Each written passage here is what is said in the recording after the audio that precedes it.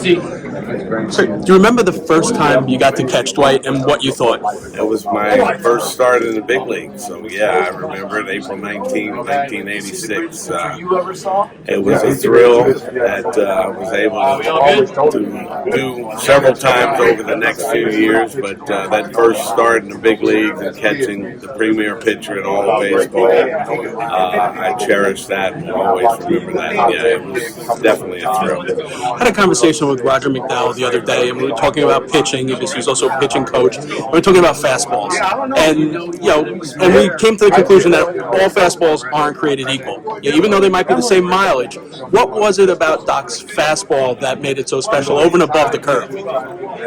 We didn't do spin rates and all that, but his fastball and his curveball would probably be at the top of the charts today. His long fingers, he had the ball looked like a pill in his hands, but his four-seam fastball just had a ride on it.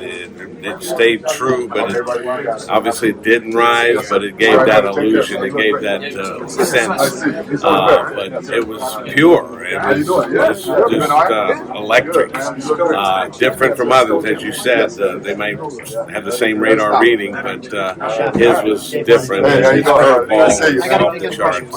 A lot of times, curveballs are referred to as Uncle Charlie, but Doc's was called Lord Charles, and that speaks volumes about that pitch. But just a great competitor, a great pitcher, and a great teammate, and a great friend. And this is such an awesome day, and I'm so thankful to be a part of it.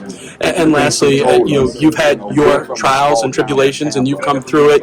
When you see Doc and Darryl this year both being retired and what they were able to go through and come back from, what's the thought that comes through your mind? Just blessed. I just give God the glory and so thankful. Darryl was instrumental in me seeing the need to change and the need to surrender. And Darryl and I both have been, counseling and encouraging Dwight for several years, and it's just so great to see him at peace and have that joy. And I just know that this day, this celebration, this honor is going to catapult him forward in a way that is only going to enhance his life and make things great for him. And he's so deserving, so humble, so good, and it couldn't happen to a better person. Just being here.